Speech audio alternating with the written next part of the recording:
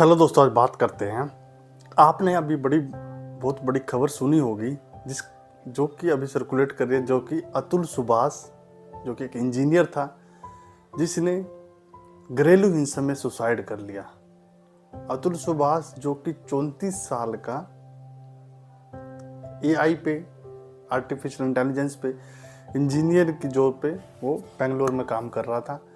और वहाँ पे वो लास्ट 2019 से जो उनकी शादी हुई थी, उसने जो आरोप लगाया, अपने एक वीडियो जारी किया है। और जो वीडियो जारी किया है वो 1 से 1.5 घंटे का वीडियो है। और उसमें बहुत सारे पन्नों का एक नोट्स भी, सुसाइड नोट लिखा है। और एक बेंगलुरु की एनजीओ का एक ग्रुप था, उसमें वो शेयर किया था। सोमवार की सुबह उसने सुसाइड कर लिया। और वो जो नोट्स था, उसने सुसाइड नोट उसमें शेयर किया। उसके बाद पूरे के पूरे भारत में जब ये सुसाइड नोट और वीडियो सर्कुलेट की, खलबली मच गई और सनसनी फैल गई पूरे के पूरे भारत में। उसने ऐसा क्यों किया? कितना बड़ा प्रेशर उसके माइंड पे होगा, कैसे वो झेल रहा होगा इतना बड़ा प्रेशर। क्या आप लोगों ने सुना होगा कि उसका जो पैकेज था 40 लाख रुपए पर ईयर का पैकेज था। कोई छोटा मोटा पैकेज नहीं था, बहुत बड़ा पैकेज था। उसमें आराम से 10 फैमिलियाँ सर्वाइव कर सकते हैं। लेकिन इतना बड़ा पैकेज होने के बाद भी उसकी वाइफ ने उस पर इतना प्रताड़ना की, इतने झूठे केस लगाए। और उनका जो केस है वो जौनपुर में चल रहा था, जौनपुर उत्तर प्रदेश में है, वहाँ पे चल रहा था। और बेंगलुरु से वो अपने वीडियो में बताते हैं कि 23 छुट्टियां मिलती हैं मुझे एक साल में, और मैं 40 से ज़्यादा बार जौनपुर गया। कोर्ट में अपनी जो सुनवाई थी, पेश हुआ, उसमें उसने आरोप लगाया कि उसमें मेरी पत्नी शामिल है, जो कि प्रताड़ना की गई, मेरा साला, उसकी सास ससुर।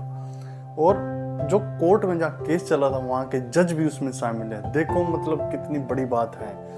उसने बकायदा नाम भी लिखा है कोर्ट के जज का, अपनी वाइफ का, अपने जो रिलेटिव थे जो उसमें शामिल थे, उनका सभी का नाम लिखा है। और उसके बाद उसने सुसाइड नोट लिखा और पूरा डिटेल में वीडियो डाली। यानी कि इतना बड़ा प्रेशर वो नहीं झेल पा रहा था, तभी जाके इतना बड़ा फैसला कोई एक इंजीनियर लेता है। वो खुद इंजीनियर था।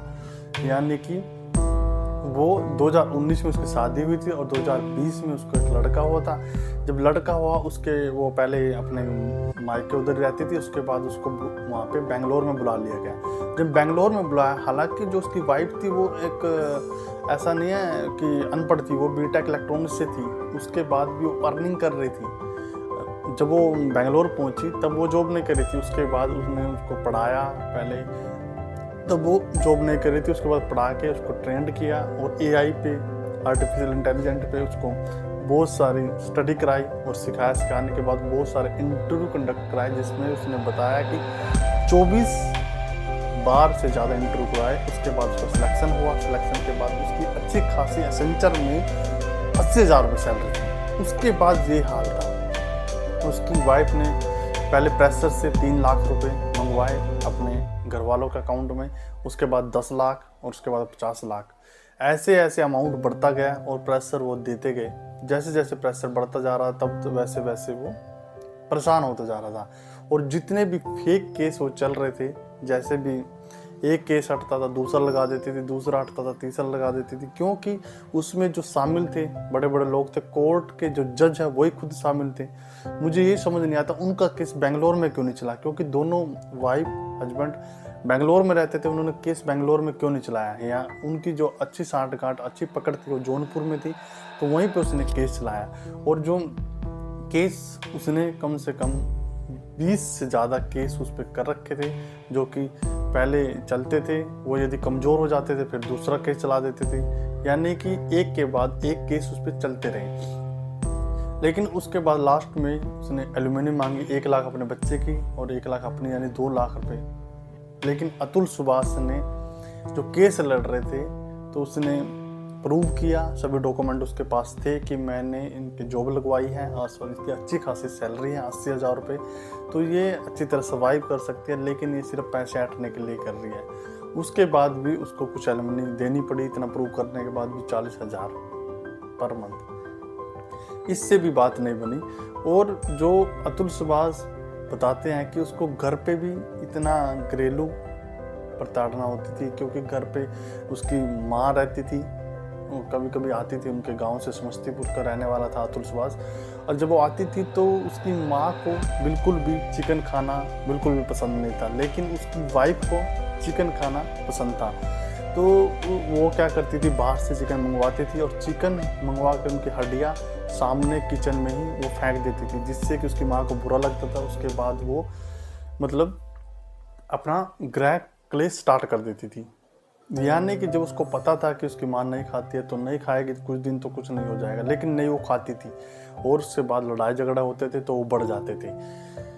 तब भी वो नहीं मानी और बाहर से मंगवा के खाती थी। एक बार की उसने घटना बताई कि उनके घर वाले आने वाले थे, तो उसके पास 1 BHK का फ्लैट था, उसमें वो रहते था, लेकिन उसने उसकी जो फैमिली वाले थे, उसका साला, उसकी सास, उनके लिए होटल बुक कर दिया, उसमें रहने लगे। तो वो होटल भी 3,000 के आसपास, 3,500 रुपये के पर डे का था। वो बोलने लगे कि ये भी हमारे लिए सस्ता है, या अपने बहुत बढ़िया होटल क्यों नहीं किया। उसके बाद भी उस पर क्लेश हुआ और जिससे बाद जो घटना बढ़ने लगी, और जब वो घटना इतनी ज़्यादा बढ़ गई कि कोर्ट तक चली गई, और कोर्ट में जाके वो इतना प्रताड़ित हुआ, यानी कि वो पूरे सिस्टम की भेंट चढ़ गया। उसमें उसने ये भी बोला, अपने साइड नोट में बोला है कि यदि मेरी जो अस्थियां हैं कोर्ट के सामने जो नाला है उसमें बहा दी जाए। कितनी बड़ी घटना है ये, और जिसने भी सुनी वो अपने आप को अंदर से झकझोर दिया।